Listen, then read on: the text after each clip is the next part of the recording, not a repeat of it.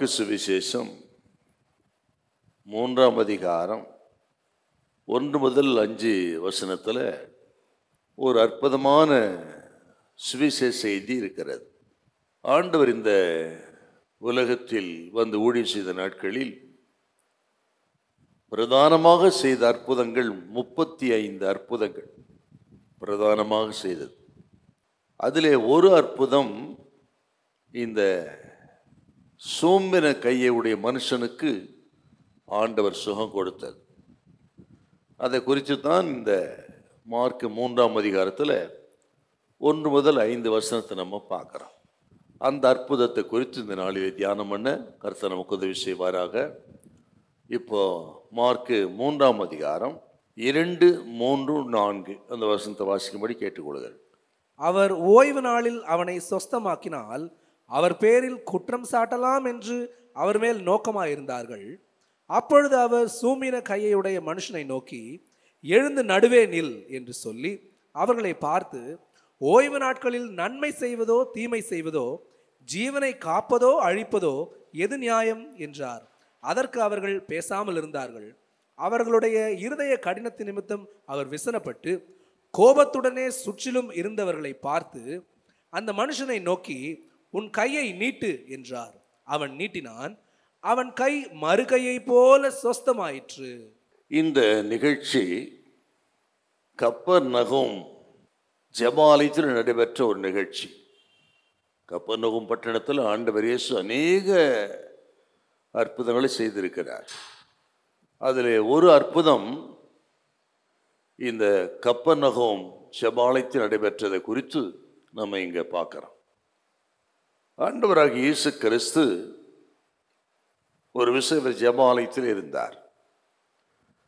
அப்பொழுது அங்கே சூம்பின கையுடைய ஒரு மனுஷன் இருந்தான். அவனை ஆண்டவர் பார்த்து,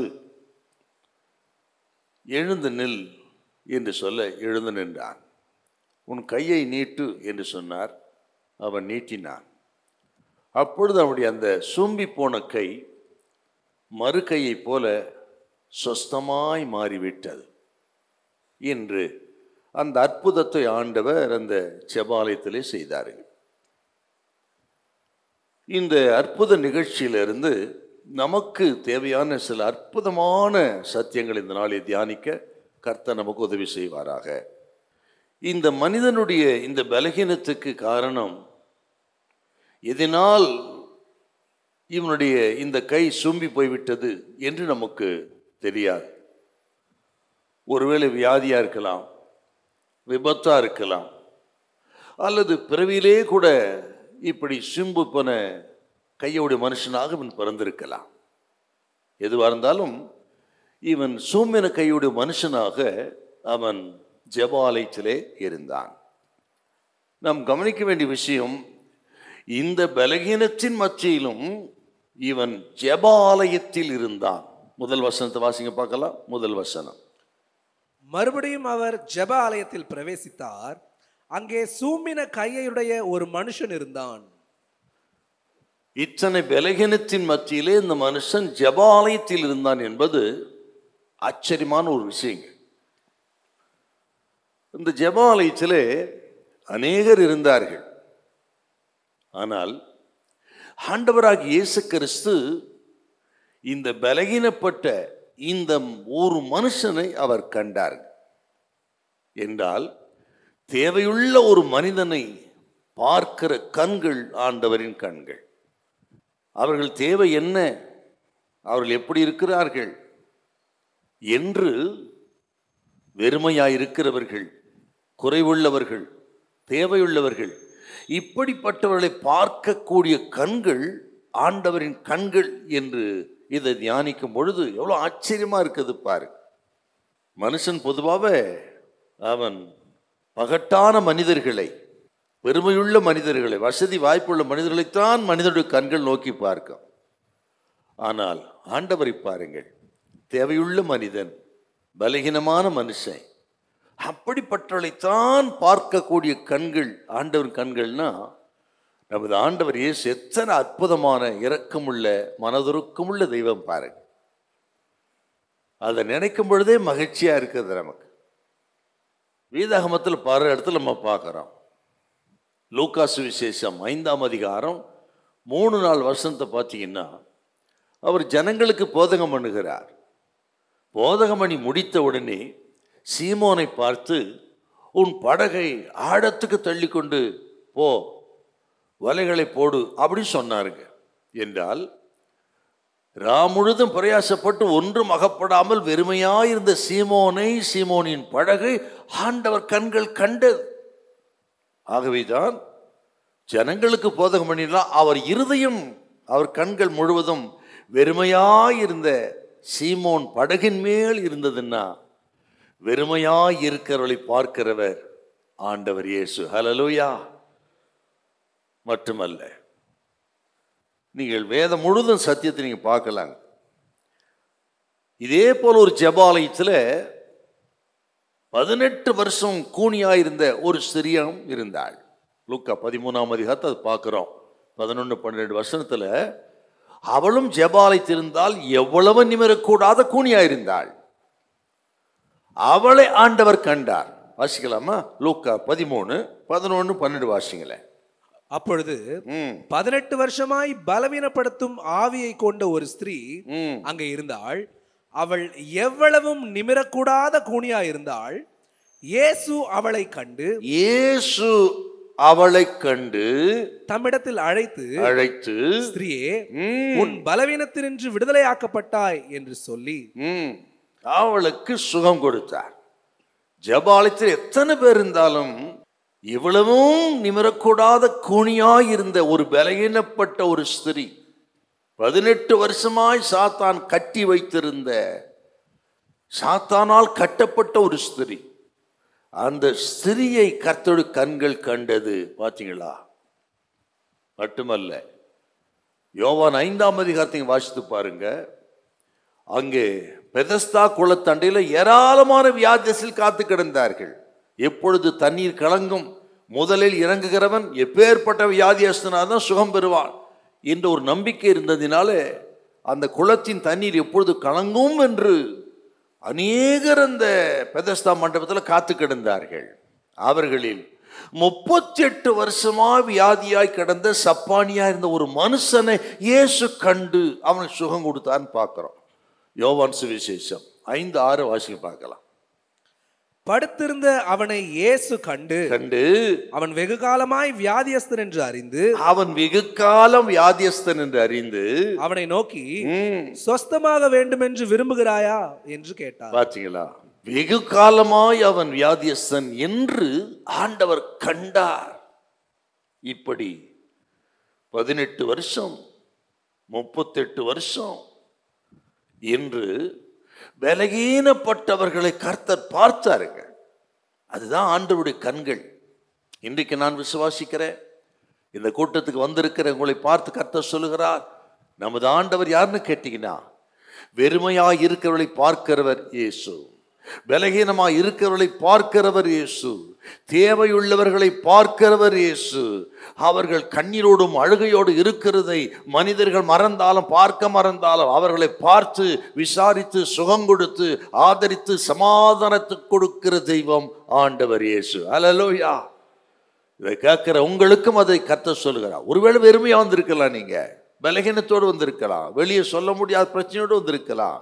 யாரும் பார்க்காத உங்கள் இருதயத்தை, உங்கள் நிலைமையை இயேசு பார்த்து இன்றைக்கு சொல்லுகிறார், பயப்படாதே, நான் உனக்கு சுகம் கொடுப்பேன், பயப்படாத, உன் தேவைகளை நான் சந்திப்பேன், பயப்படாது, நீ என்னுடையவள், நீ என்னுடையவன், ஹல்லேலூயா என்று ஆதரிக்கிற தெய்வம் ஐயா ஆண்டவர் இயேசு. மனுஷன் தான் பார்த்துட்டு பார்க்காம போவாங்க, ஏதோ உதவி கேட்டு விடுவாங்க, எதையாயிலும் கேட்பார்கள் என்று மனிதன் பார்த்தும் பார்க்காதது போல போவார்கள். அதான் மனுஷன். ஆண்டவர் இயேசு அப்படி அல்ல. பலகீனத்தை கண்டு நின்று விசாரித்து அவன் தேவையை சந்தித்து விட்டு அவனை ஆசீர்வதித்து விட்டு செய்கிற அற்புத தெய்வம் ஆண்டவர் இயேசு. ஹல்லேலூயா. அல்ல அப்படியே கையை உயர்த்தியாமே. Price the Lord. எத்தனையோ தேவ மனிதரை குறித்து நம்ம பார்க்கிறோம், எத்தனையோ சாட்சி நம்ம கேட்கிறோம். யாருமே கண்டுகொள்ளாத மனிதர்களை ஆண்டவர் கண்டு அவரை தூக்கி எடுத்து அற்புதத்தை செய்து இன்றைக்கும் வல்லமையாக கர்த்தர் பயன்படுத்துகிறார் என்றால், இன்றைக்கும் ஆண்டவர் சொல்லுகிறார், இது ஒரு சின்ன கூட்டமாக இருந்தாலும் சரி, உங்கள் தேவைகள், உங்கள் இருப்பு, உங்கள் பலகீனம் எதுவாக இருக்கட்டும், எல்லாவற்றையும் கர்த்தர் கண்டு உங்களை ஆதரிக்கும்படி வந்திருக்கிறார். நீங்கள் போகும்போது வெறுமையாய் போவது இல்லை. ஹல்லேலூயா. நல்ல கைத்தடி தோத்திரம் பண்ணுங்க பார்ப்போம். அப்பாவுக்கு நல்ல கைத்தடி தோத்திரம். இந்த சத்தத்தை கேட்கிற யாரா இருந்தாலும், வெறுமையா இருக்கிறவங்க வீட்டை கர்த்தர் பார்க்கிறா. ஓ, பலகீனத்தோடு இருக்கிறவங்க இருதயத்தை கர்த்தர் பார்க்கிறா. பாரத்தோடு இருக்கிற இருதயத்தை பார்க்கிறா. இந்த உலகத்துல ஏன் வாடணும், செத்தா போதும் நினைக்கிறவங்க இருதயத்தை கர்த்தர் பார்க்கிறா. பார்த்து விட்டு சும்மா போகிறவர்கள் நின்று விசாரித்து உங்களுக்கு ஒரு அற்புதத்தை செய்யும்படி இயேசு இங்கே வந்திருக்கிறார். Hallelujah. Amen. Praise the Lord. சில வருஷத்துக்கு முன்பு நமது பட்டணத்துக்கு தென்னாப்பிரிக்காவிலிருந்து ஒரு ஊழியக்காரர் வந்தார். அவர் சுவிசேஷத்தை பரிந்து கொள்ளும் பொழுது அவருடைய சாட்சி சொன்னார். என்னன்னா, அவர் பிறந்த பொழுது அவருடைய தாயார், இந்த குழந்தை எனக்கு வேண்டாம், எனக்கு பாரமா இருக்கும் என்று இந்த குழந்தையை குப்பை தொட்டியிலே போட்டுவிட்டு போய்விட்டாள். பெற்றெடுத்த ஈன்ற தாய் தான் பெற்ற பிள்ளையை குப்பை தொட்டியிலே தூக்கி வீசிவிட்டு போய்விட்டாள். நாய்கள் எல்லாம் கடித்து குதறியது அந்த குழந்தை. அழுகுரல் கேட்டு யாரோ ஒருவர் வந்து அந்த குழந்தை எடுத்துக்கொண்டு போனார். அவர் ஒரு கிறிஸ்தவர். அந்த குழந்தை வளர்த்தார், ஆளாக்கினார். இந்த குழந்தை வளர்ந்து பின் நாட்களிலே கர்த்தருக்கு ஊழி செய்கிற சுவிசேஷகராக மாறி அற்புத அடையாளங்கள் சர்வசாதாரணமாக நடந்தது. அநேக பிசாசுகளை விரட்டக்கூடிய வரம் பெற்றவராயிருந்து உலகம் முழுதும் பிரகாசித்தார். அவர் சொன்னது, என் தாய் என்னை மறந்து விட்டாள், என் தாய் என்னை குப்பத்தொட்டில் வீசி உதவாத குழந்தை என்று மறந்து விட்டாள். ஆனால் என்னை என் அப்பன் இயேசுவின் கண்கள் கண்டது. அவர் என்னை கைவிடல, ஒருவரை அனுப்பி கையில் எடுத்து என்னை காப்பாற்றி உலகம் முழுவதும் சுவிசேஷத்தை அறிவிக்கிற சுவிசேஷகனாய் மாற்றினார். அவருடைய கண்கள் என்னை கண்டது அப்படின்னு நம்ம ஊர்ல வந்து சாட்சி சொன்னார் என்றார். இன்றைக்கும் இந்த அற்புதம் நடந்து கொண்டுதான் இருக்கிறது. அப்படி தேவையுள்ள மக்களை, பலகீனமானவர்களை, மனிதர்களால் கைவிடப்பட்டவர்களை, ஏன் பெற்றோரால் கைவிடப்பட்டவர்களை கூட ஆண்டவர் கண்டு தூக்கி எடுத்து ஆதரித்து அற்புதத்தை செய்கிற தெய்வம் ஆண்டவர் இயேசு. ஹல்லேலூயா. இவன் தன்னை பலகீனமா இருந்தாலும் ஜெப ஆலயத்தில் இருந்தான். ஆண்டவரை தேடுறதில் தன் பலகீனத்தின் மத்தியிலும் கருத்தா இருந்தான் பாரு. ஆகவே நான் விசுவாசிக்கிற அருமையான கர்த்தருடைய பிள்ளைகள், உங்களுக்கும் அநேக வேலைகள், பாரங்கள், தேவைகள் உண்டு. எல்லாவற்றையும் விட்டு நீங்கள் தேவ சமூகத்தில் இருக்கிறபடினாலே கர்த்தர் சொல்கிறா, கர்த்தரை தேடுவர்களுக்கோ ஒரு நன்மையும் குறைவுபடாது. உங்களுக்கு ஒரு நன்மையும் குறைவுபடாது. இந்த வாரத்துக்குரிய சகல நன்மைகளையும் கூட்டி கொடுத்து ஆதரிக்கிற தெய்வம் ஆண்டவர் Yesu. Hallelujah. Praise the Lord. ஆகவே இந்த அற்புத நிகழ்ச்சியிலிருந்து சில வார்த்தைகளை சொல்ல விரும்புகிறேன். கவனிங்கள், உங்களுக்கு மிகுந்த பிரயோஜனமா இருக்கும். முதலாவது குறிப்பு, இயேசு யாரை சந்தித்தார்? இயேசு யாரை சந்தித்தார்? இப்போ மார்க் 3:1 வாசிங்களே. மார்க் 3:1. மறுபடியும் அவர் ஜெப ஆலயத்தில் பிரவேசித்தார். அங்கே சூம்பின கையுடைய ஒரு மனுஷன் இருந்தான். இயேசு யாரை சந்தித்தார்? ஜெப ஆலயத்தில் இருந்த சூம்பின கையுடைய ஒரு மனுஷனை அங்கே இயேசு சந்தித்தார். ஆச்சரியமான ஒரு வார்த்தைங்கிறது. இது பார்க்க உங்களுக்கு சாதாரணமாக தெரியும். ஆனால் இவனுடைய காரியங்களை கொஞ்சம் நீங்க ஆராய்ச்சி பார்த்தீங்கன்னா, இவனுடைய பரிதாப நிலை ஒரு பெரிய மனதுருக்கத்தை கர்த்தர் கொடுத்தாருன்னா, இவன் பரிதாப நிலைமைங்க. என்ன பரிதாப நிலைமை? இந்த மார்க் 3 வந்து இவன் சூம்பின கையுடைய மனுஷன் தான் இருக்குது. இதே நிகழ்ச்சி லூக்கா எழுதுவார்.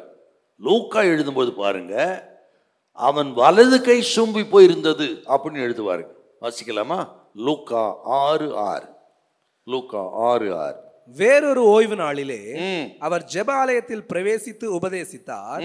அங்கே சூம்பின வலது கையுடைய ஒரு மனுஷன் இருந்தான். பாத்தீங்களா? இவனுடைய வலது கை சூம்பி போயிருந்தது. வலது கைத்தான் ஒரு மனிதனுக்கு பலம், வாழ்வாதாரம்.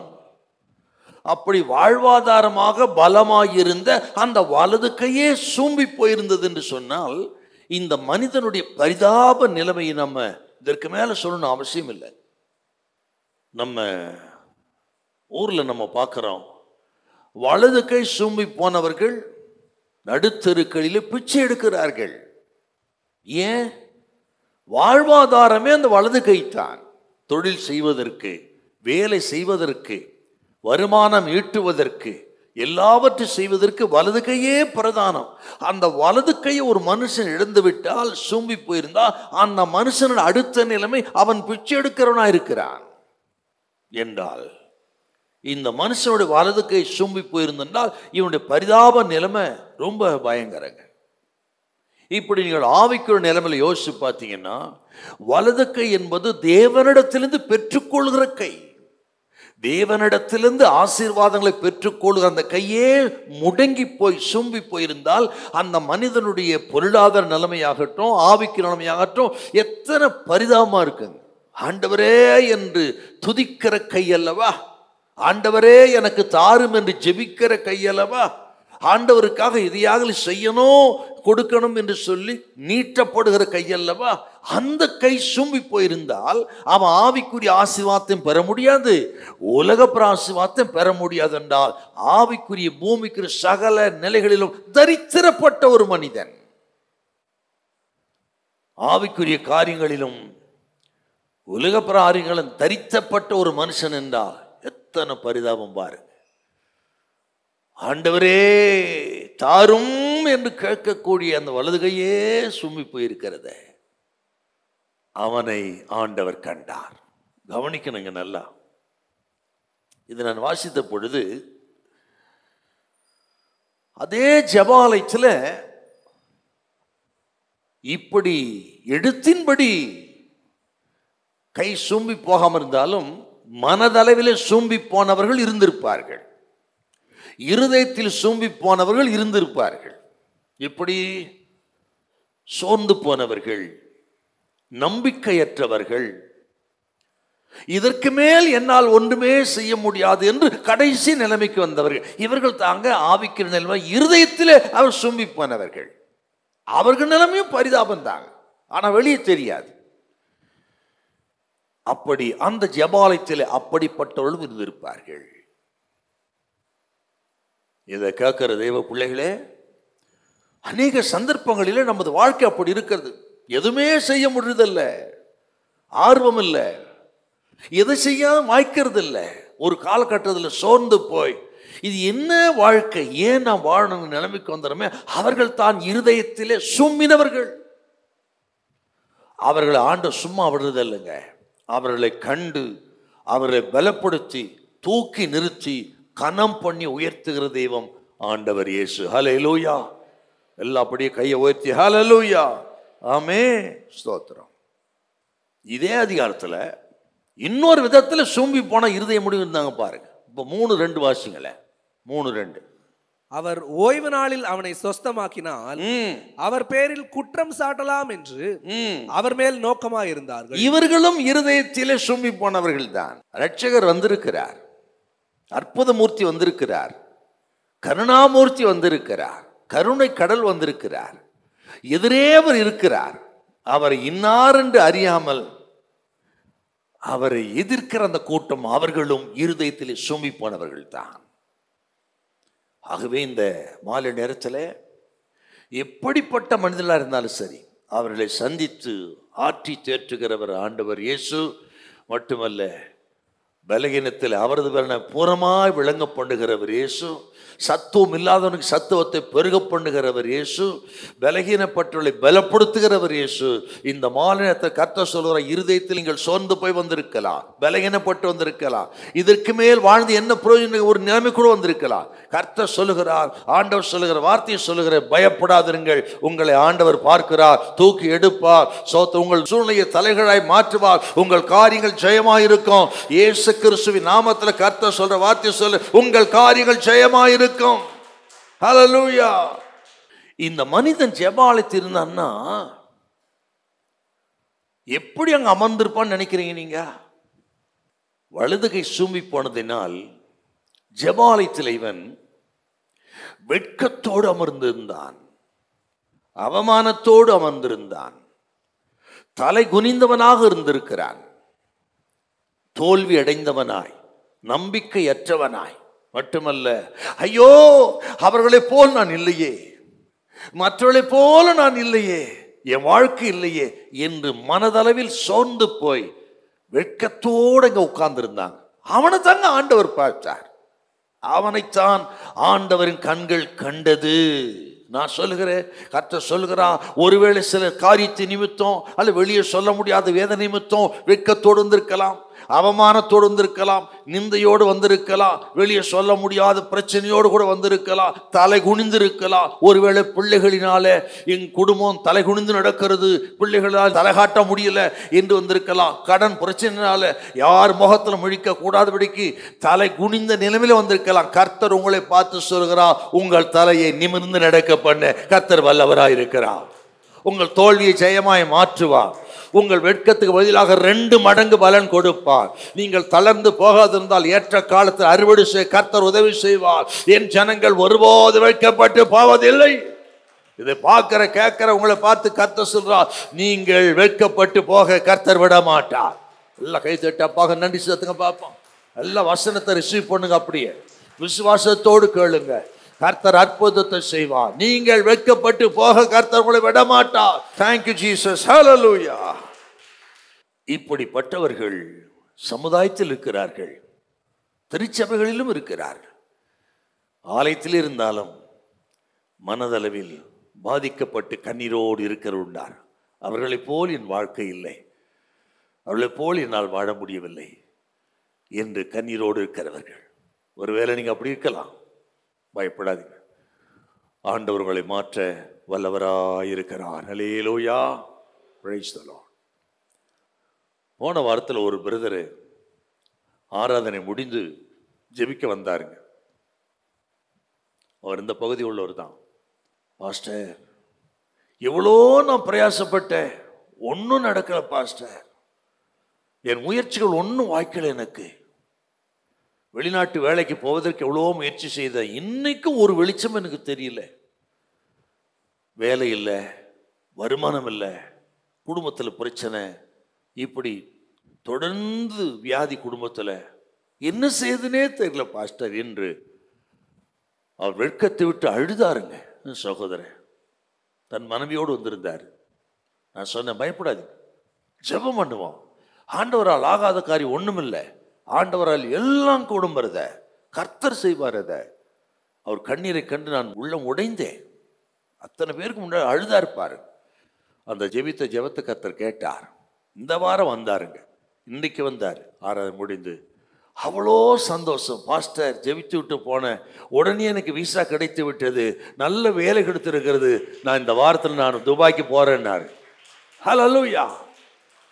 பலகீனமா இருக்கிற வெட்கத்தோடு அவமானத்தோடு கண்ணீரோடு கண்களை ஆண்டவர் பார்க்கிறார் என்றால், ஆண்டவர் இயேசு ஏதோ வெளிநாட்டு தெய்வம் அல்ல, ஏதோ அந்நிய தெய்வம் அல்ல, எங்கோ ஒரு ஊர் ஒரு ராஜா, அந்த கதை கிடையாதுங்க. இயேசு ஏதோ எங்கோ இருக்கிற ஒருவர் அல்ல, அவர் இன்றைக்கு நம்மோடு இருக்கிறவர், நம்ம கண்ணீரை பார்க்கிறவர், பலகீனத்தை பார்க்கிறவர், நம்ம சூழ்நிலை பார்க்கிறவர், தேவைகளை பார்க்கிறவர், கண்டு நம்மை தூக்கி நிறுத்துகிற தெய்வம் ஆண்டவர் Yesu. Hallelujah, praise the Lord. பாருங்க, இந்த மனுஷன் ஜெபாலயத்தில் எத்தனை வேதனையோடு இருந்திருப்பான்.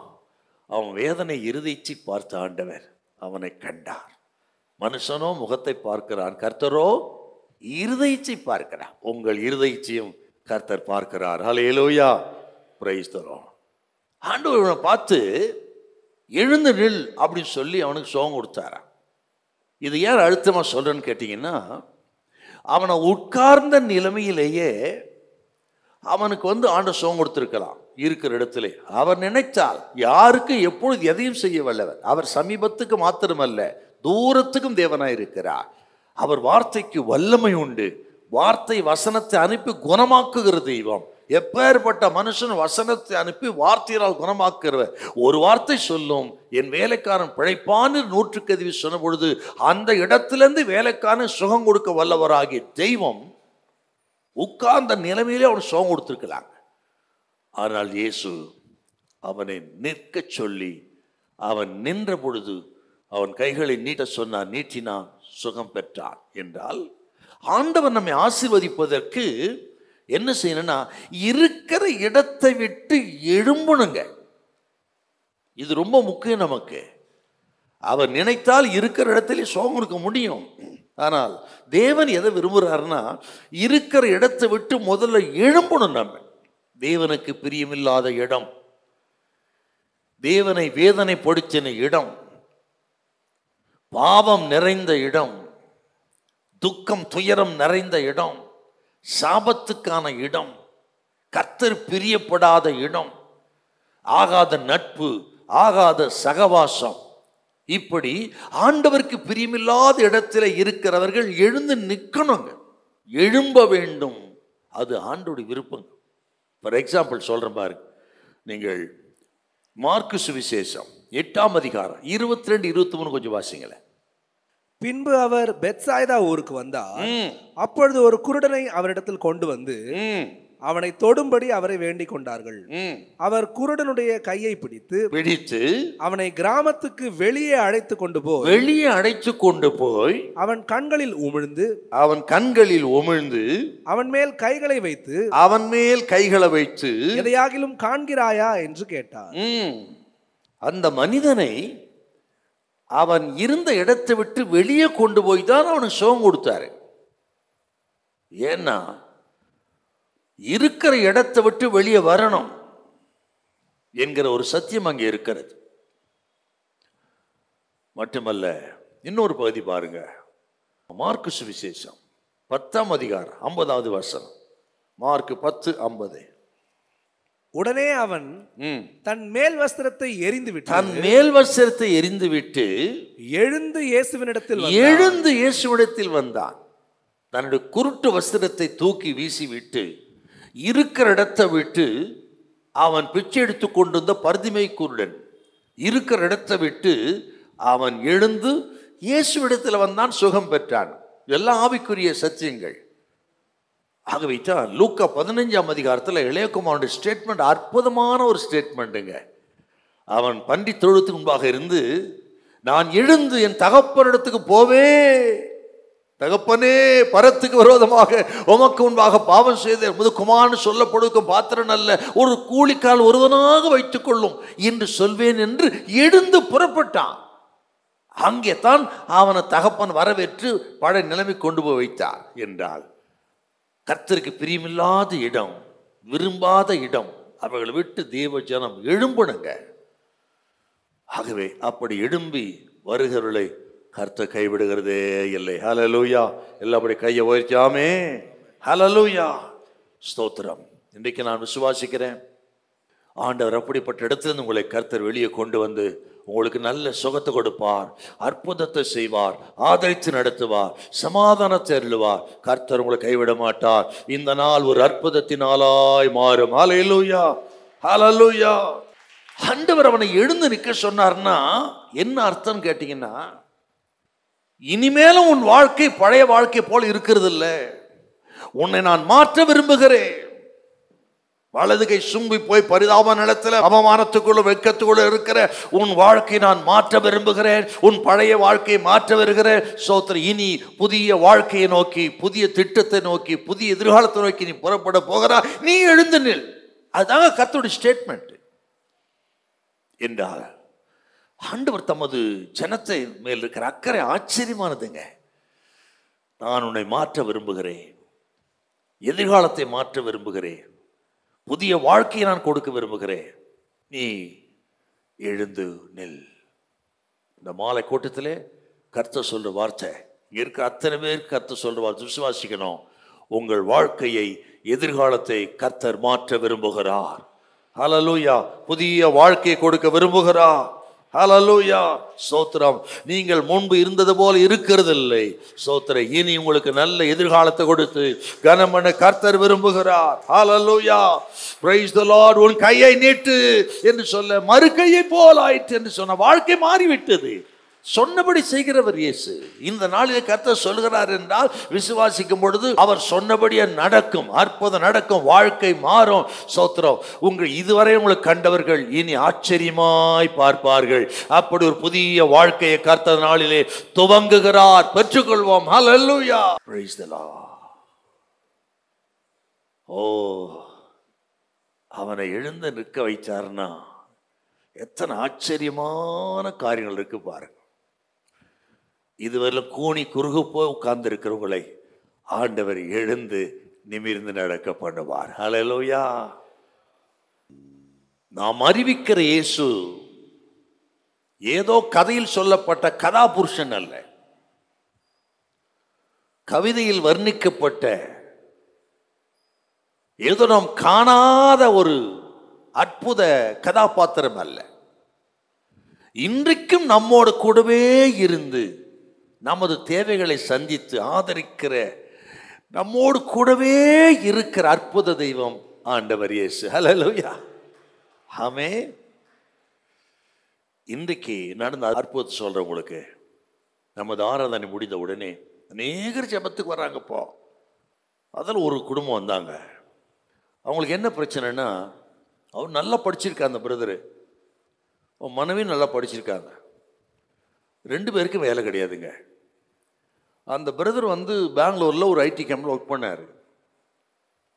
நல்ல வேலை, நல்ல சம்பளம். ஆனால் நல்ல கம்பெனி, ஆனால் சம்பளம் கொடுக்கலுங்க. பல மாதங்கள் சம்பளம் வரல.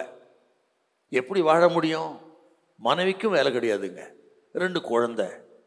ரொம்ப கண்ணீரோடு வந்தாங்க இன்னைக்கு. அந்த சகோதரனுக்கு என் முகத்தை பார்க்கவே முடியல. நான் சொன்ன பார்த்தீங்களா, சில நிலைமைகளிலே அவமானம், நிந்தை, வெட்கம், தலை நிமிர்ந்து நடக்க முடியாத நிலைமை வந்துடும். இந்த மனுஷன் அப்படி ஜெபாலயத்தை உட்கார்ந்து தான் சொன்ன பாருங்க. அதை அப்படியே பார்க்க முடிந்தது. என்னை பார்க்க கூட மனசு இல்லைங்க அவருக்கு.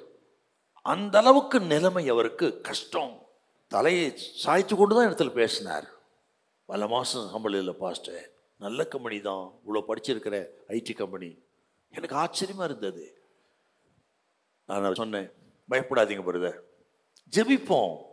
ஆண்டவரால் ஆகாத காரியம் ஒன்றுமில்லை. இங்க பாருங்க, இவ்வளவு பேர் வர்றாங்க, எல்லாம் ஆண்டவர் அற்புதம் செய்கிறார் என்று அவர்களுடைய விசுவாசத்தை நான் அவர்களை பலப்படுத்தி ஊக்கமாக ஒரு ஜெபம் பண்ணிட்டுங்க. ஜெபம் பண்ணி நம்பிக்கையோடு போங்க நான் அனுப்பிவிட்டேன். சரியாக நான் ஜெபம்லாம் முடித்து விட்டு என்னோடய கெஸ்ட் ஹவுஸுக்கு வந்தேங்க. வந்து உள்ள நுழையிற அதே சகோதரன் ஃபோன் கால் வருது. என்னவோ ஏதோன்னு அலறி நான் ஃபோன் எடுத்து அவர் சொன்னார், பாஸ்டர் ஜெபத்தை கேட்டார், இப்போதான் என் பணத்தை எல்லாம் அவர்கள் என் பேங்க்கில் போட்டாங்க, என் அக்கௌண்ட்டில் கிரெடிட் பண்ணி இப்போதான் போட்டிருக்காங்க. என்ன அற்புதம் ஐயா! ஓ, எல்லாம் கை தட்டி அப்பாவுக்கு நன்றி சேர்த்து. Praise the Lord. Hallelujah, hallelujah. Instant மிராக்கிளுங்க. இன்றைக்கும் கர்த்தர் அற்புதங்களை செய்கிறார். இன்றைக்கு உங்களுக்கும் அது செய்ய கர்த்தர் வல்லவராய்க்கா. நல்லா கை தட்டி அப்பாவுக்கு நன்றி சொல்லுங்க, தோத்திரம் பண்ணுங்க. Praise the Lord. Hallelujah, hallelujah, hallelujah, hallelujah, hallelujah. இரண்டாவது, இயேசு யாரை சந்தித்தான்னு பார்த்தோம். இயேசு என்ன கூறினார், இயேசு என்ன சொன்னார். இப்போ 3-5 வாசிக்கலாம் பார்க்கலாம். அவர்களுடைய இருதய கடினத்து நிமித்தம் அவர் விசனப்பட்டு கோபத்துடனே சுற்றிலும் இருந்தவர்களை பார்த்து அந்த மனுஷனை நோக்கி, உன் கையை நீட்டு என்றார். அவன் நீட்டினான். அவன் கை மறு கையை போல சொஸ்தமாயிற்று. அங்கே இருந்த பரிசேயர்கள் ஓய்வு நாளிலே இவர் சுகம் கொடுத்தால் பிரமாணத்தை மீறிவிட்டார் என்று சொல்லி குற்றம் சாட்டலான்னு உட்கார்ந்துருக்காங்க. அவங்கள பார்த்து தான் ஆண்டவர் இந்த கேள்வி கேட்கிறாருங்க. நீங்கள் இந்த 3ஆம் அதிகாரத்திலே 4ஆம் வசனத்தை வாசிங்க. அவர்களை பார்த்து, ஓய்வு நாட்களில் நன்மை செய்வதோ தீமை செய்வதோ, ஜீவனை காப்பதோ அழிப்பதோ எது நியாயம் என்றார். எது நியாயம் என்றார். அதற்கு அவர்கள் பேசாமல் இருந்தார்கள். இருதய கடினம். அவங்களுக்கு பதில் சொல்லாம இல்லை, தெரியும் அவர்களுக்கு. ஆனால் அவர்கள் இருதய கடினத்தின் நிமித்தம் அவர்கள் பேசாதிருந்தார்கள். அவர்களை தான் கோபத்தோடு கர்த்தர் பார்க்கிறாருங்க. தினைக்கும் அது ஜெப ஆலயம். ஜெப ஆலயத்தில் முன் வரிசையில தான் பரிசையில் இருப்பார்கள். முன் வரிசையில் உட்கார்ந்து இருக்கிறார்கள். எதற்கு? குற்றம் கண்டுபிடிப்பதற்கு. அவர்களின் இருதய கடினத்தை அறிந்த ஆண்டவர் இந்த கேள்வி கேட்டார். பேசாதிருந்தார்கள். இப்பொழுது அவர்கள் மேல் தேவ கோபம் வந்து கோபத்துடனே அவர்களை பார்த்தாரா. பழைய ஏற்பாட்டெல்லாம் பார்த்தீங்கன்னா அதிகமாக சொல்லப்படுற வார்த்தை என்னன்னா, கர்த்தர் கோபம் கொண்டார் என்று. கர்த்தருடைய கோபத்தை குறித்து நீங்கள் பழைய ஏற்பாட்டில் அதிகமாக நீங்கள் பார்க்கலாம். Anchor of the lord. அப்படியே நீங்கள் புதிய ஏற்பாட்டுக்கு வந்து பாருங்க. புதிய ஏற்பாடு பார்த்தீங்கன்னா அன்பு நிறைந்த ஆண்டவர் அப்படின்னு வரும். திரும்ப திரும்ப மனதுருக்கம் கொண்டார், இறங்கினார், அன்பு கூர்ந்தார் என்றெல்லாம் வரும். புதிய ஏற்பாட்டில் அவருடைய அன்பை குறித்து நம்ம பார்க்கணும். The love of the Lord. இந்த ரெண்டு வார்த்தை பாருங்க. கோபம் நிறைந்த ஆண்டவரை குறித்து பழைய ஏற்பாடு அதிகமாக சொல்லுகிறது. புதிய ஏற்பாடோ அன்பு நிறைந்த ஆண்டவரை குறித்து. அப்படிப்பட்ட அன்பான தெய்வம் கோபம் கொண்டார்னா, புதிய ஏற்பாட்டில் இப்படி கோபம் கொண்டார்னு சொல்லப்பட்ட இந்த இடம் தாங்க. தேவாலயத்தில் வந்து சுத்தம் பண்ணாரு, ஆனால் கோபம் கொண்டார் அப்படின்னு சொல்லப்பட்ட ஒரு இடங்க. ஏனென்றால் இருதய கடினம் உள்ளவர்கள், அவர் விசுவாசியாதவர்கள், பாவிகள், இவ்வளவுதான் உணர்த்தினாலும் உணர்வடையாத மக்கள் மேல் தேவ கோபம் வரத்தாங்க செய்யும். ஆகவே இது மனசுல வைக்கணும். நம்ம எத்தனைதான் சத்தியத்தை சொன்னாலும் சத்தியத்தை ஏற்காதவர்கள், எதிர்க்கிறவர்கள், தங்களுடைய பாவ நிலையிலே தொடர்ந்து இருக்கிறவர்கள், இது பாவம் என்று அறிந்தும் இது செய்யக்கூடாது அறிந்தும் தெரிந்தும் அதை செய்கிறவர்கள், தெரிந்தே அப்படி இருக்கிறவர்கள், அப்படிப்பட்டவர்கள் மேல் தேவ கோபம் வரும் என்பதுக்கு அடையாளம் தாங்க இது. கோபத்துடனே பார்த்தா பவுல் ஒரு வார்த்தை சொல்லுவார். ரோமர் 1:18 கொஞ்சம் வாசிங்க. ரோமர் 1:18. சத்தியத்தை அநியாயத்தினாலே அடக்கி வைக்கிற மனுஷருடைய, சத்தியத்தை அநியாயத்தினாலே அடக்கி வைக்கிற மனுஷனுடைய எல்லாவித அவபக்திக்கும் அநியாயத்துக்கும் விரோதமாய் தேவ கோபம் வானத்திலிருந்து வெளிப்படுத்தப்பட்டிருக்கிறது. பார்த்தீங்களா? எதிர்க்கிறவர்கள், கடின இருதயம் உள்ளவர்கள், பரியாசக்காரர்கள், அத்தனை பேர் மேலும் தேவ கோபம் ஒரு நாள் வரும் என்பதுக்கு அடையாளம் இந்த வசனம். என்றால் எத்தனை பயங்கரமான ஒரு வார்த்தை. ஆண்டவருக்கு நான் மகிமை செலுத்துகிறேன். நீங்களெல்லாம் அப்படிப்பட்ட ஒரு நிலைமையிலிருந்து மனம் திரும்பி ஆண்டவரை சொந்த இரட்சகராக ஏற்றுக்கொண்டு கர்த்தருடைய பிள்ளைகளாய் இருக்கிறதுனால உங்கள் மேல் தேவ கோபம் அல்ல, தேவனுடைய அன்பு, இரக்கம், மனதுருக்கம் உங்கள் மேல் இறங்கி வருவதாக. ஹல்லேலூயா. மனதுருக்கத்தின் தெய்வம் நம்மத்தில் வந்திருக்கிறார். இரக்கத்தின் தெய்வம் இயேசு நம்மத்தில் வந்திருக்கிறார். அவரை அண்டிக் கொள்கிற யாவரும் பாக்கியவான்கள். அவர்களை கர்த்தர் கைவிடவே மாட்டா. உங்களை கர்த்தர் கைவிட மாட்டா, தூக்கி நிறுத்துவார். நான் ரொம்ப ஆவியில தேவைப்படுகிற இந்த வாரத்தில் ஒரு அற்புதத்தை உங்களுக்கு செய்து கர்த்தர் உங்களோடு இருக்கிறார் என்றோ, உங்களை நேசிக்கிறார் என்றோ கர்த்தர் நிச்சயமாய் விளங்க பண்ணுவார். நிச்சயமா அது நடக்குங்க. விசுவாசத்தோடு நல்ல தோத்திரம் பண்ணுங்க. Hallelujah. Praise the Lord. Hallelujah. இப்போ இந்த மனுஷன் விஷயத்துக்கு வருவோம். இந்த சும்பி போன கையோடைய மனுஷன், வலது கை சும்பி போன கையோடைய மனுஷன் என்றால் ஒரு பாரம்பரியம் சொல்லுகிறது, இவன் தொழில் என்னன்னு கேட்டா, இவன் தொழில கல் உடைக்கிற தொழில், கல் உடைக்கும் தொழிலாளி. கல் உடைக்கக்கூடிய தொழிலாளியாகி இந்த மனுஷனுடைய வலது கை சூம்பி போய் விட்டது என்றால் அந்த மனுஷனோட நிலைமை எவ்வளவு பரிதாபமா இருக்கு பாரு. வாழ்வாதாரமே அவனுக்கு அற்று போய் விட்டது என்றால் மிகவும் பரிதாபத்துக்குரிய ஒரு மனுஷன். கல் உடைக்கும் தொழிலாளியுடைய வலதுகை போய்விட்டால் அவன் ஒன்றுக்கும் பிரயோஜனம் அல்லவன், பிரயோஜனமற்ற ஒரு மனிதன். குடும்பத்தில், சமுதாயத்தில் யாரும் மதிக்க மாட்டாங்க. சம்பாத்தியம் பண்ணலாம் யார் மதிப்பாங்க? சம்பாத்தியம் இல்லைன்னா மனைவியே மதிக்க மாட்டாங்க, பிள்ளைகளை மதிக்க மாட்டார்கள். அப்படி எல்லாராலும் கைவிடப்பட்ட நம்பிக்கையற்ற ஒரு மனுஷன் ஐயா இந்த மனுஷனுக்கு வாழ்வு கொடுத்தாருண்டா. ஆண்டவர் இயேசு கிறிஸ்து சிறுமைப்பட்டவர்களுக்கு ஆறுதல் அளிக்கிற தெய்வம் ஆண்டவர் இயேசு. ஹல்லேலூயா. தாழ்மையானவர்களுக்கு இணங்குகிற தெய்வம், தூக்கி நிறுத்துகிறவர், ஆதரிக்கிறவர். இயேசுவின் அன்பை, இரக்கத்தை நான் எவ்வளோ சொல்லட்டும், எவ்வளோ பேசட்டுங்க. 35-36 ஆண்டுகளை பேசுகிறேன். ஆனாலும் ஒவ்வொரு விஷயம் கிறிஸ்துவின் அன்பை குறித்து பேசும் பொழுது என் ஆவில களி கூறுகிறது. அத்தனை அன்பான தெய்வம் ஆண்டவர் இயேசு என்றால் உங்களுடைய அவல நிலைமை அவருக்கு தெரியும். உங்களுடைய பொருளாதாரம், உங்களுடைய வாழ்வாதாரம் அற்று போயிருப்பது அவருக்கு தெரியும். அதெல்லாம் பார்க்கிற ஆண்டவர் நிச்சயமாய் உங்களை கைவிட மாட்டார். ஆண்டவர் தூக்கி நிறுத்துவார். ஒரு நல்ல எதிர்காலம் உண்டு, ஒரு பிரகாசமான எதிர்காலம் உண்டு. இயேசுவை நம்புகிற ஒருவர் வெட்கப்பட்டு போனதல்ல, அவரிடத்தில் வந்தவர்கள் துக்கமாய் போனதும் இல்லை. ஹல்லேலூயா. Praise the Lord. எல்லாம் அப்படி கையை ஓய்ச்சி ஆமென். வலது கை இப்படி சும்பி போய்விட்டது என்றால் அர்த்தம் என்னன்னு கேட்டீங்கன்னா, நமது ஆவிக்குரிய காரியங்களிலே வலது கை சும்பி போன மனுஷன் என்று சொன்னால் நாம் கைவிட்டு செய்கிற எந்த காரியம் வாய்க்கல என்று சொல்லுகிற நிலைமை. நான் போன இடம் வாய்க்கிறது இல்லை, நான் எதை செய்தாலும் வாய்க்கிறது இல்லை. நான் போவதற்கு முன்பு அந்த இடம் நல்லா இருக்கிறது, நான் போன பிறகு தலைகளாய் மாறிவிடுகிறது. ஏனென்றே எனக்கு தெரியவில்லை. இன்று எல்லாராலும் ஒதுக்கப்பட்டிருக்கிற ஒரு மனுஷனுக்கு பேர் தாங்க வலது கை சும்பி போன மனுஷன். கடன் கேட்க போகிற இடத்துல கடன் கொடுக்கறது இல்ல, எதிர்பார்த்து போற இடத்துல வெறுமையாய் திரும்பி வருகிறேன், எதுவுமே எனக்கு வாய்க்கிறது இல்லை என்று கையை பிசைந்து கொண்டு நம்பிக்கையற்று இருக்கிற உதவியற்ற ஒரு மனுஷனுக்கு அடையாளம். அவனை பார்த்தா சொல்றாரு, எழுந்து நில்லுப்பா, உன் கையை நீட்டுப்பா என்று சொல்லி சுகம் கொடுத்தார்னா, ஓ, இயேசுவின் மனதிற்கும் ஆச்சரியமானது, ஆச்சரியமானது. ஹல்லேலூயா. Praise the Lord.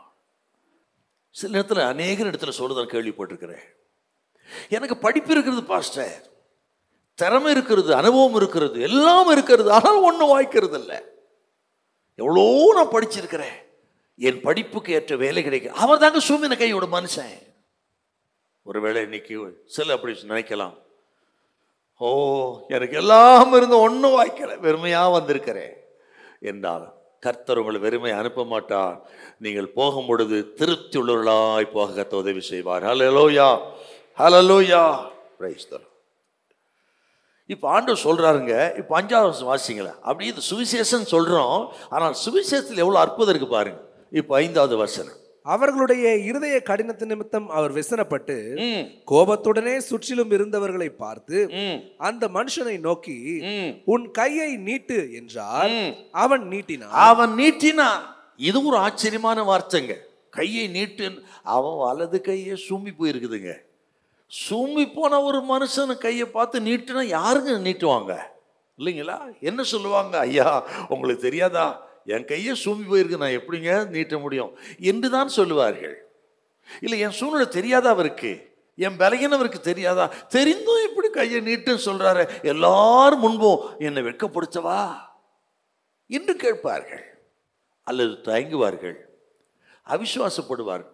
ஆனா இந்த மனுஷனை பாருங்க, அப்படியே நீட்டினான் என்றால் அவன் தயங்கல, அவிசுவாசப்படல, கர்த்தர் சொன்ன வார்த்தை அப்படியே செஞ்சாங்க.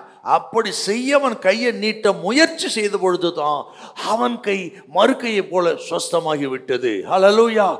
என்ன ஆண்டவர் சொல்றாருங்க, உன் கையிட்டு என்ன அர்த்தம், நீ முயற்சி செய், உன்னை நான் வாழ வைப்பேன், உன் முயற்சி நான் கனம் பண்ணுவேன். இந்த கூட்டத்தில் கர்த்தர் சொல்ற, நீ முயற்சி செய், ட்ரை பிரதர், ட்ரை சிஸ்டர், உன் முயற்சி ஆதரித்து நடத்துவா. ஓ, காரியங்களை வாய்க்க பண்ணுவா. உன் கண்களுக்கு அது ஆச்சரியமா இருக்கும். அடைத்தவர் உண்மையுள்ளவர், தாயின் கர்ப்பத்தை தெரிந்து கொண்டவர். உன் முயற்சியை கனம் பண்ணுவா. நீ முயற்சி பண்ணு. ஹல்லேலூயா. தொடங்கு, நான் முடிப்பேன். அதான் கர்த்தரோட ஸ்டேட்மெண்ட்டுங்க. முயற்சி பண்ணு, நான் ஆசீர்வதிப்பேன். தொடங்கு, நான் முடிப்பேன். நமது ஆண்டவர் தொடக்கத்தை முடிக்கிற தெய்வம். ஓ, விசுவாசத்தோங்கிற முடிக்கிறமா கர்த்தர் சொல்லுகிறார், முடிந்தது என்று சிலுவையில் சொன்ன ஆண்டவர் சொல்லுகிறார், அறகுறையாய் அல்லங்க. ஓ, செய்து முடிக்கிற ஆண்டவரனோடு இருக்கிறார். ஓ, செய்து முடிக்கிற கர்த்தர் தெய்வம் சொல்லுகிறார், நான் முடிப்பேன். இனி நீ அறகுறையாய் அல்ல, குறைவுள்ளவனாய் அல்ல, ஓ நிறைவுள்ளவனாய் இருப்பான். நான் முடிப்பேன். தொடங்கினதை முடிக்கிறவர் கர்த்தர். ஹல்லேலூயா. எல்லாம் கைத்தடி தோத்திரம் பண்ணுங்க பாப்பா. ஆவில ஏவுதலாகி சொல்லுகிறேன், ஓ, நீ தொடங்கினதை முடிப்பார், மகிமையாய் முடிப்பார். ஹல்லேலூயா, ஹல்லேலூயா, உன் முயற்சியை தேவன் ஆசீர்வதிப்பார். உன் முயற்சி இனி வீணாய் போறதில்ல, வெறுமையாய் போகிறதில்ல. உன் முயற்சி பலன் அளிக்கும். பலன் அடிக்கக்கூடிய தேவன் நம்மோடு கூட இருக்கிறார். நீ வெறுமையாய் போவதில்லை. ஹல்லேலூயா, பிரைஸ் தி லார்ட். அவன் அப்படியே நீட்டினான் என்றால் அவன் விசுவாசம் என்னன்னா, நான் கையை நீட்டுவேன். நான் கையை நீட்டிட்டா வெட்கத்தோட கையை போட மாட்டேன். அந்த கை மறுகையை போலாகும். இயேசுவால் ஆகாத காரியம் ஒன்றுமில்லை. அவரால் எல்லாமாக நான் விசுவாசிக்கிறேன் என்று விசுவாசித்தான். அவன் விசுவாசத்தை கருத்து கனமண்ணா கையை தூக்க முயற்சித்தான். கையை தூக்கிட்டான். வெக்கத்தோடு போடல. அவன் கைகள் மறுகையை போல பலமுள்ள கைகளாய் மாறிவிட்டது. ஹல்லேலூயா, பிரைஸ் தி லார்ட். இன்றைக்கும் ஆண்டவர் சொல்கிறார், பயப்படாதீங்க. இழந்ததை கர்த்தர் திரும்ப கொடுப்பார் உங்களுக்கு. ஸ்தோத்திரம். முன்பு இருந்ததை காட்டிலும் கர்த்தர் உங்களை மேன்மையாக வைப்பார். கர்த்தர் உங்களை கைவிடவே மாட்டார். எல்லாம் அப்படியே கையை உயர்த்தி ஹல்லேலூயா, ஆமென், பிரைஸ் தி லார்ட். ஒரு சம்பவத்தை நான் சொல்லணும்னு நினைக்கிறேன். முடங்கி போனவர்களை தேவன் தூக்கி நிறுத்துகிறார்னு சொல்லி ஒரு நடந்த நிகழ்ச்சிங்க. ஒரு பிரதர் இருந்தார். அவர் எல்லாம் அவருக்கு வாய்க்கல, எல்லாம் போயிடுச்சு, ஒன்னெல்லாம் போயிடுச்சு, நஷ்டப்பட்டுட்டார். ஏகப்பட்ட கடன் பிரச்சனைங்க அவருக்கு. ஆகவே வெளியே தலை காட்ட முடியாம வீட்டுக்குள்ளேயே முடங்கி இருக்கிறார். பல மாசங்கள் வெளியே போகல. கடன் பிரச்சனை. முன்பு இருந்ததுலேருந்து எல்லாம் போயிடுச்சு. வெட்கம், அவமானம். வீட்டோடு முடங்கி இருக்கிறார். சூமி பிறந்த மனுஷன் மாதிரி முடங்கி இருக்கிறார். நல்ல ஒரு தெய்வ பக்தி உள்ளவர், ஆண்டவர் விசுவாசிக்கிற சகோதரர். அந்த நேரத்தில் வீட்டில் இருக்கும்போது தெரு வழியா ஒருத்தர் வந்து உப்பு விற்றுக்கிட்டு போறாரு. உப்பு உப்பு அப்படின்னு உப்பு விற்றுக்கிட்டு போறாரு. இந்த உப்புன்ற வார்த்தை கேட்ட உடனே அவருக்கு இருதயத்தில் வந்து திடீர்னு ஒன்று வெளிச்சம் வந்தது. நம்ம ஏன் உப்பு வியாபாரம் பண்ணக்கூடாது அப்படி யோசிக்கிறார். ஆண்டவரே, என்னை ஆசீர்வதி சுவாமி. நான் ஒரு சின்னதாக கொஞ்சம் உப்பு வாங்கி நான் சேல்ஸ் பண்ணுறேன், என்னை ஆசீர்வதிங்கன்னு சொல்லி ஒரு மூட்டை உப்பு வாங்கினாருங்க. ஒரு கைவண்டி வாங்கினார். அதில் வச்சு தெருவா அவர் உப்பு விற்க ஆரம்பித்தார். அன்னைக்கு சரியான லாபம். அடுத்த நாள் 2 மூட்டை வாங்கினார், 3 மூட்டை வாங்கினார், வண்டியை மாற்றினாருங்க. இப்படி சில மாதங்களிலே, ஒரு வருஷத்துக்குள்ள உப்பளத்தையே வாங்கினாருங்க. மிகப்பெரிய ஐஸ்வர்யவனா மாறிச்சாரு. ஹல்லேலூயா. தொடங்குனது உப்பு. ஆண்டவர் யாரையும் எதை கொண்டு எப்போ செய்வாருங்க? அவரால் ஆகாத காரியம் ஒன்றுமில்லை. ஆரம்பம் அற்பமாயிருந்தாலும் முடிவு சம்பூர்ணமாக இருக்கும். ஜீரோவில் தொடங்குகிற ஆண்டவர் அற்புதம் செய்வதற்கு ஏற்ற இடம் ஜீரோ தான். ஒருவேளை ஜீரோ வந்திருக்கலாம். கர்த்தர் இங்கே தான் ஒரு அற்புதத்தை தொடங்குவார், அதிசயத்தை தொடங்குவார். நீ வெட்கப்பட்டு போக விடமாட்டார். உன்னை உயர்த்துவார், மேன்மைப்படுத்துவார். இழந்து போன சமாதானத்தை, சந்தோஷத்தை, மரியாதை, கௌரவத்தை திரும்ப கர்த்தருக்கு கொடுப்பார். ஹல்லேலூயா. எல்லாம் அப்படியே கையை உயர்த்தி ஹல்லேலூயா. விசுவாசிக்கிறீங்களா? மூன்றாவது சுருக்கமா, இயேசு என்ன செய்தார்? முதல்ல பார்த்தோம் இயேசு யாரை சந்தித்தார். இரண்டாவது பார்த்தோம் இயேசு என்ன சொன்னார், என்ன கூறினார். மூன்றாவது இயேசு என்ன செய்தார். 5வது வசனத்தை மறுபடியும் வாசிப்போம். அவர்களுடைய இருதய கடினத்து நிமித்தம் அவர் விசனப்பட்டு கோபத்துடனே சுற்றிலும் இருந்தவர்களை பார்த்து அந்த மனுஷனை நோக்கி, உன் கையை நீட்டு என்றார். அவன் நீட்டினான். அவன் கை மறுகையை போல சொஸ்தமாயிற்று. மறுகையை போல சொஸ்தமாயிற்று என்றார். இழந்து போன அந்த கையை ஆண்டவர் திரும்ப கொடுத்தார். ஆச்சரியமான தேவன். எந்த மருத்துவரால் செய்ய முடியாத ஒன்று. உலகத்தில் தரை சிறந்த எந்த மருத்துவராலும் செய்ய முடியாத ஒன்று. சூம்பி போன ஒரு கையை நல்ல கையை போல திரும்ப கொடுத்து அந்த மனிதனை வாழ வைத்தாருண்டா. அவரே நல்ல பரிகாரியாகிய கர்த்தர், அவரே நல்ல பரம வைத்தியராயிருக்கிறார். அவரால் ஆகாத காரியம் ஒன்றுமில்லை. தேவரீர் சகலத்தையும் செய்ய வல்லவர், நீர் செய்ய நினைத்தது ஒருபோதும் தடைபடாது. ஹல்லேலூயா, ஆமென். ஆதாம் தன் கையை நீட்டி ஆண்டவர் தடை செய்த கனியை வாங்கி புசித்தான். அது நிமித்தம் அவன் கைகள் முடமாகி போனதென்றே சொல்லணும். ஆண்டவர் தடை செய்த புசிக்க கூடாது என்று சொன்ன கனியை வாங்கி புசித்த அந்த கைகளினால் அவன் முடமாகி போனான். எப்படி தெரியுங்களா? நீங்க ஆதியாகமம் 3 அதிகாரம் 17-18 வாசிங்க. ஆதியாகமம் 3:17-18. பின்பு அவர் ஆதாமை நோக்கி, நீ உன் மனைவியின் வார்த்தைக்கு செவி கொடுத்து புசிக்க வேண்டாம் என்று நான் உனக்கு விலக்கின விருட்சத்தின் கனியை புசித்தபடியினாலே பூமி உன் நிமித்தம் சபிக்கப்பட்டிருக்கும். நீ உயிரோடு இருக்கும் நாளெல்லாம் வருத்தத்தோடு அதன் பலனை புசிப்பாய்.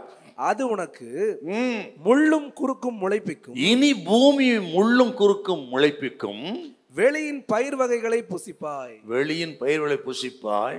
உன்னுடைய வேர்வினால் நிலத்தின் கனியை நீ புசிப்பாய் என்றால், இதுவரையிலும் ஏதேன் தோட்டத்தில் அற்புதமான ஒரு வாழ்க்கை, தேவ சாயலை பெற்று அவன் ஆண்டவரோடு உலாவுகிற ஒரு திவ்ய சுபாவத்தோடு இருக்கக்கூடிய அற்புதமான வாழ்க்கை அவன் இழந்துட்டாங்க. இனி வேலை செய்யணும், அது கூட முள்ளும் குறுக்கும் முளைப்பிக்கிற நிலமா இருக்கும். முகத்தின் வேர்வையால் அவன் தன் பிரயாசத்தின் பலனை சாப்பிடணும் என்று சொன்னார்னா, கர்த்தர் சொன்னதை கேட்காதனால அவன் வாழ்க்கையே முடங்கி போனது என்றால், நம்மில் அநேகருடைய வாழ்க்கை இன்றைக்கு முடங்கி இருக்கலாம். ஒரு காலத்தில் வசதியாக இருந்த வாழ்க்கை எல்லாம் ஒவ்வொன்றா நம்ம விட்டு போயிருக்கலாம். நினைச்சது ஒன்று, நடக்கிறது ஒன்றாக இருக்கலாம். நினைப்புக்கு மாறாக நடந்திருக்கலாம். எவ்வளவோ ஆசீர்வாதத்தை தேடியும் அது கண்காணாத தூரத்துக்கு போயிருக்கலாம். படிப்பு இருந்தும், வேலை இருந்தும், வருமானம் இருந்தும் அதை திருப்தியாய் புசிக்க கூடாதபடிக்கு கண்ணீரோடு ஆகாரத்தினை புசித்து கொண்டிருக்கலாம். ஒரு காலத்தில் இருந்த சமாதானத்தை நீங்கள் இழந்து போயிருக்கலாம். சமாதானத்தை தேடி அலைந்தது காணாததுனால இன்றைக்கு உன் ஆத்மா வறண்டு போய் வந்திருக்கலாம். இவர்கள் எதனால், ஏன் இன்னைக்கு எப்படி இருக்கிறோம், எங்க தவறி இருக்கிறோம்? படிப்பு இருந்தோம், சகல வசதி இருந்தாலும், வாய்ப்பு இருந்தோம், ஏன் தரித்திரம் இன்னைக்கு? ஏன் உங்களுடைய ஆகாரத்தை திருப்தியா புசிக்க முடியல? உங்களுடைய வருமானத்தை ஏன் அடுத்தவர்கள் புசிக்கிறார்கள்? மருத்துவமனைக்கும் கோர்ட்டு கேஸுக்கும் தேவையில்லாத செலவுகளுக்கும் ஒரு வழியாய் வருகிறது, பல வழியாய் போய்கொண்டிருக்கிறது. பொத்தலான பையில போடுவது போல போய்கொடுது. ஏன் கேட்கணும் இல்லை? நம்ம ஆதாமுக்கு ஏங்க அந்த நிலைமை? கர்த்தர் சொன்னதை கேட்காம புசிக்க கூடாதுன்னு சொன்ன கனியை புசித்ததினால் அவன் வாழ்க்கை அவன் மூலம் முடங்கியது. அவனால் முழு உலகமே முடங்கிவிட்டது. ஆனால் அது அப்படியே போயிடல. ஒரு நாள் 2ஆம் மாதமாக இயேசு உலகத்துக்கு வந்தார். சிலுவைக்கு போனா, மரிச்சா, அடக்கம் பண்ணப்பட்டு 3ஆம் நாள் உயிரோடு இருந்தார். அந்த சாபத்தை இயேசு தொலைச்சா. தரித்திரத்தை ஐஸ்வர்யமா இயேசு மாற்றினார். கண்ணீரை களிப்பாக மாற்றினார். புலம்பலை ஆனந்த களிப்பாக மாற்றினார். 2ஆம் மாதமாக இயேசு கிறிஸ்துவின் சிலுவை மனர்த்தினார்.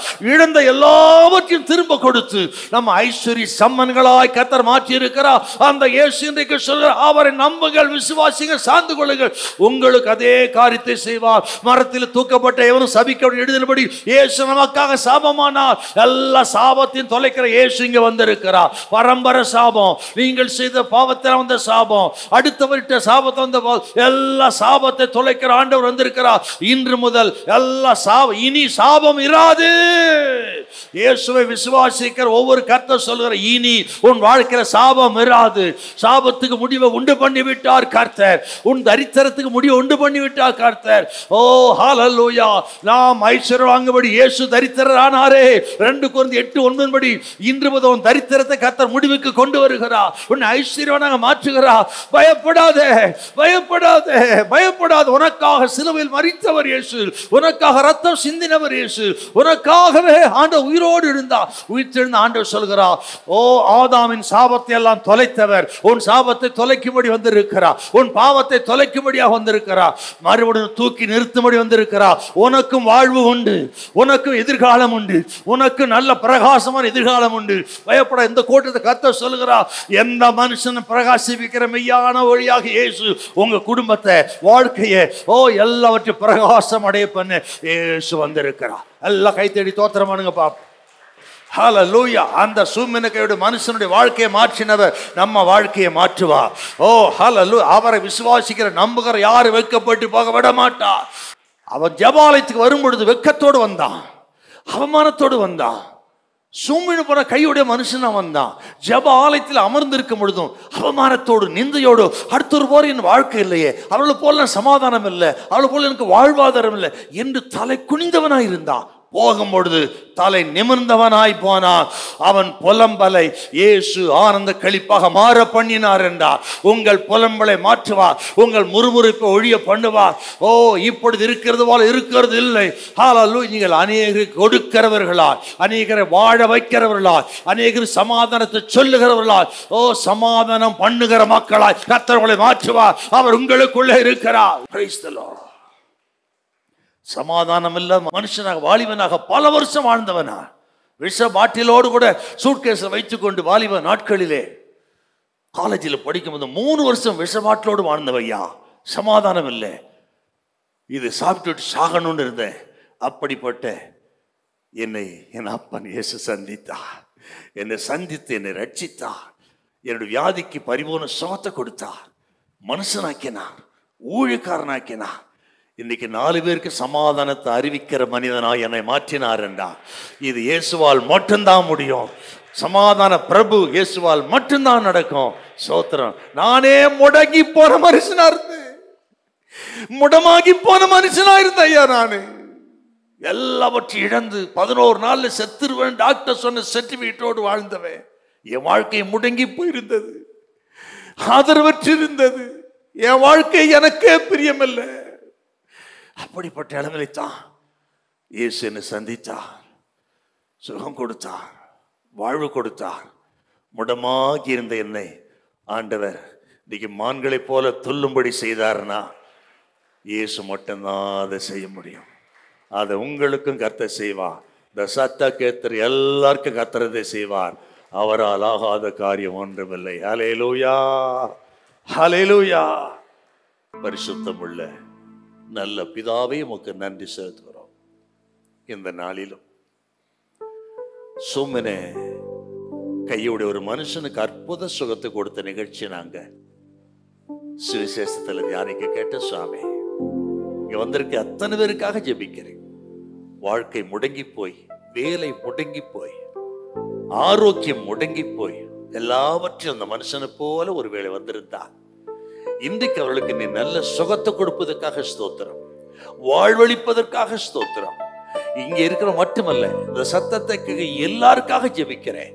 இருக்கிற இடத்திலேயே ஆண்டவரே விசுவாசிக்க இருதயிட்டார். அவர்கள் தரித்திரத்தை இன்னைக்கு நீ மாற்ற போகிறதுக்காக ஸ்தோத்திரம். அவர்கள் சாபத்தை மாற்ற போவதுக்காக ஸ்தோத்திரம். ஏன் வாழ்க்கை இது நடக்கிறது? அடுத்தடுத்து எதுக்கு விபத்து, அடுத்தடுத்து நஷ்டம், என்னால் முன்னேறவே முடியவில்லை. ஜான் உயர்ந்தால் முழ சறுக்குகிறது ஏன் என்று கலங்கி ஏதோ ஒரு சாபம் பின் தொடர்றதை உணர்ந்து வாழ்க்கையில முடங்கி போயிருக்கிறவர்களுக்காக ஜெபிக்கிறேன். இன்றைக்கு எல்லா சாபத்தை தொலைக்கிற இயேசு அவருடைய விசுவாசத்தை கண்டு அவர்களுக்கு ஒரு வாழ்வு கொடுப்பதற்காக ஸ்தோத்திரம், சாபத்தை மாற்றுவதற்காக ஸ்தோத்திரம், தரித்திரத்தை மாற்றுவதற்காக ஸ்தோத்திரம், உயர்த்துவதற்காக நன்றி செலுத்துகிறேன். ரட்சிப்பதற்காக உமக்கு ஸ்தோத்திரம், ரட்சிப்பின் சமாதானத்தை கொடுப்பதற்காக ஸ்தோத்திரம். உலகத்துல எதையும் வாங்கலாம், சமாதானத்தை வாங்க முடியாது. உலகம் கொடுக்கிற பிரகாரமா அல்ல, என் சமாதானத்தை கொடுக்கிறேன்னு சொல்லி சமாதான பிரபு இயேசுவின் சமாதானம் ஒவ்வொருவரும் ஆளுகை செய்யும்படி ஜெபிக்கிறேன். இந்த கேட்கிற ஒவ்வொரு பிள்ளைகளுக்கும் மிகுந்த சமாதானம் உண்டாவதாக ஜெபிக்கிறேன். சொல்லப்பட்ட வார்த்தைகள் அனைத்தும் பிரயோஜனமா இருக்கட்டும் சாமி. கேட்ட ஒவ்வொரு மக்களும் பிரயோஜனப்படட்டும். எந்தெந்த காரியத்தில் அற்புதத்தை எதிர்பார்த்து வந்தார்களோ அந்த காரியங்களில் அற்புதம் செய்ததுக்காக ஸ்தோத்திரம். கிருபைகளை தாங்கட்டும். அல்லேலூயா.